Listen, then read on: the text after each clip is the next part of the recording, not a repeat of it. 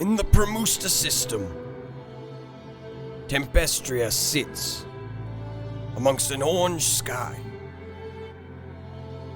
This planet is volcanic and dying. It has been covered in ashes and volcanic activity for the last 1,000,000 years. That has not slowed down evolution. In fact, one could make the argument that it has only sped it up. And through the ash-filled air, in the burning hot, life on Tempestria has continued to thrive in many strange forms. To film on such a planet takes a lot of risk and bravery. The tectonic activity on this planet, plus its temperatures, make fossilization extremely rare, to nigh impossible. The best thing we can do is document these creatures. Like this one here, whose claws may lead you to believe that she would be dangerous, but far from it. Meet one of the largest misnomers here on Tempestria, the giant horned nightmare, or Serata predator gigas. She is the largest predator living here on Tempestria. But that is no reason to worry, as this large predator will only eat about once every week. And this one clearly has already eaten, its behavior becoming far more docile after it had a full meal. A more active predator watches along the hillside. The shelled forest cat may be a little smaller, but don't let its size fool you. They are known to take down prey up to 4 times their size, and then feed upon them for months. With their incredibly powerful jaws and teeth, they can crush right through bone, including having to regenerate their own teeth, which they break fairly often. As another batch of volcanoes erupt to the east, the winds and heat and ash pick up. This female nightmare will have no other choice but to find a cave and bed down for the night if she is ever to find her mate. And as night quickly comes, the storms do not yield, and another well-adapted beast wanders through the smoky night. The stalk-eyed muleon is a very peculiar beast. With obvious stalk eyes on its head and blackened teeth, one might question this creature's initial appearance. With 4 different gut sacs, they are able to digest all kinds of various plants, regardless of how complex they may be.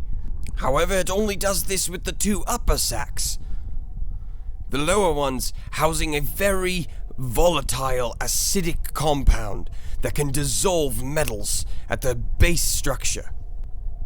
They have been known to gnaw on the side panels of ships after they have landed, much to the annoyance of many space pilots.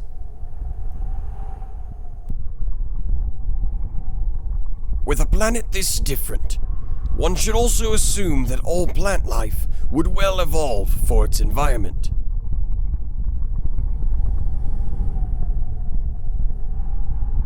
The ground beneath us shakes, meaning only one thing for this area: a volcanic cluster.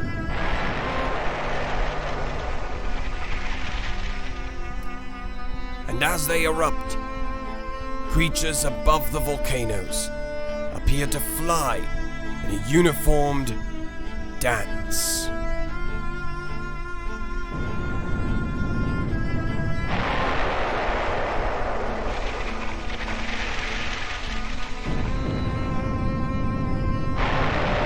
Above the maw of Tempestria, we find Aerospicula vermis, the Volcanic Sky Worms.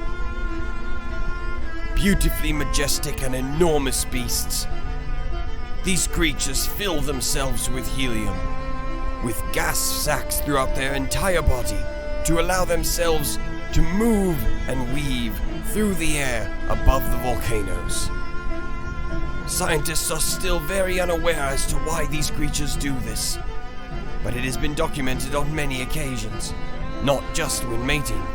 Although mysterious, they are beautiful.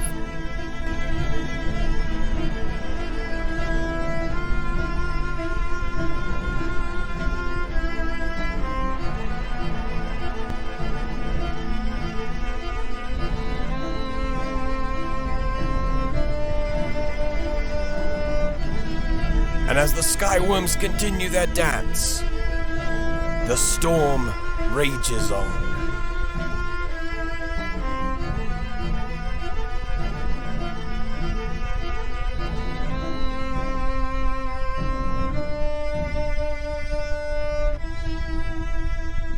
Out there in the smoky ash, we finally get a look at the namesake of the horned nightmare. He may look quite different, but this is a male ceratopredator, and the reason that they have the named horned nightmare.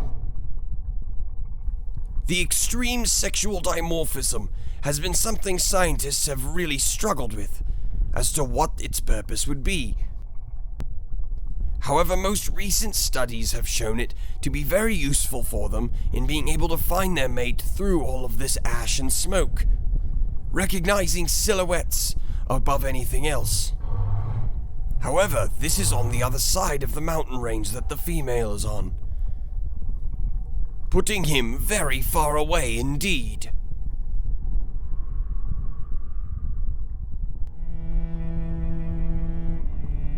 Even with the light of day and a calmed storm, it still is incredibly difficult for them to be able to find their mate if there's an entire mountain between them.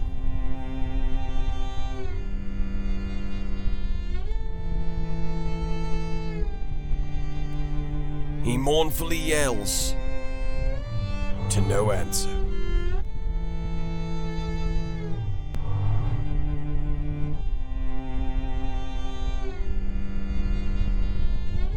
On the other side of the mountain, she continues to do the same. Eventually, through the ash and fog, they may find each other. But the lives of creatures like these is slow and methodical. They may search for a great long time, but eventually, if they are determined, they may live to the next generation on this destructive and fiery planet.